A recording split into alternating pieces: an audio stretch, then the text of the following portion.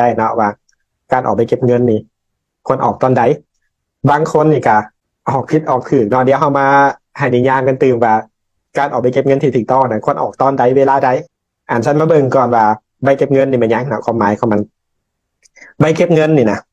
หมายถึงว่าเฮานะเวลาขายสินค้าหรือบริการหรือยังกระตามเนาะที่ก่อให้เกิดมีรายได้หรือได้เงินเข้ามาเนาะก่อให้เกิดมีรายได้นะเฮาต้องออกใบเก็บเงินใบเก็บเงินถือว่าหรือเขาเรียกว่า invoice นะใบเก็บเงินนี่มีความสำคัญหลายเนาะซึ่งว่าเพิ่นคุ้มครองใบนี้แหละในการเก็บอากรหรือเก็บพันธะรายการสรุปตัวเลขรายได้ต่างๆเนาะประจำปีออกมาเพื่อบทรายงานกันเป็นอีใส่ใบนี้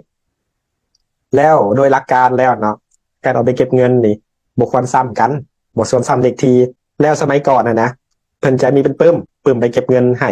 อากรนะแต่ละบริษัทต้องได้ซื้อแต่ในความเป็นจริงแล้วนะ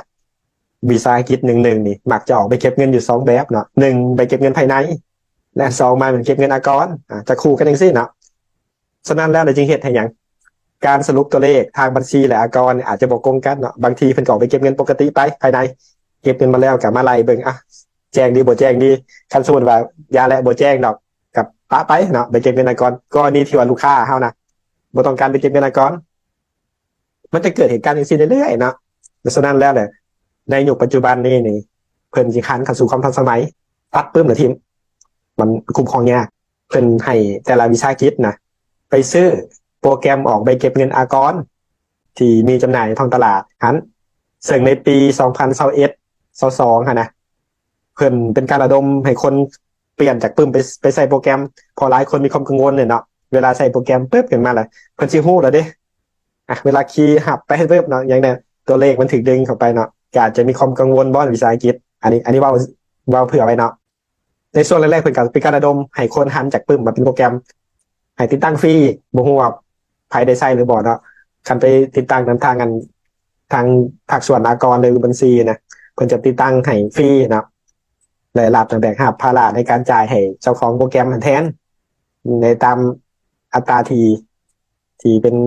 ถือลงจากท้องตลาดถือว่าภาครัฐเป็นการจ่ายให้แล้วให้เฮานี่ใช้โปรแกรมฟรีถึงขนาดนั้นก็มีหลายบริษัทที่ยังบ่ยอมใช้ ก็ยังใช้ปึ้มอยู่ดี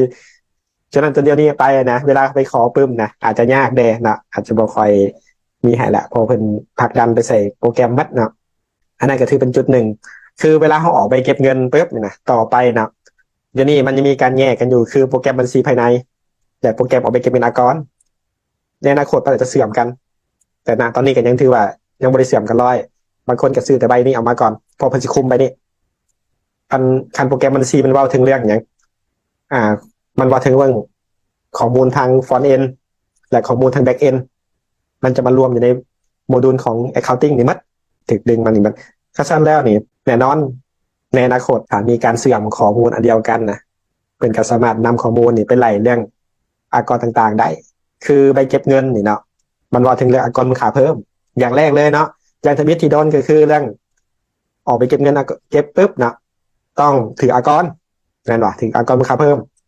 จะเป็นส่วนออกก็ดีหรือส่วนเข้าถ้าเขาขายเงินแบบส่วนออกการเขาออกได้ใบนี้หมาย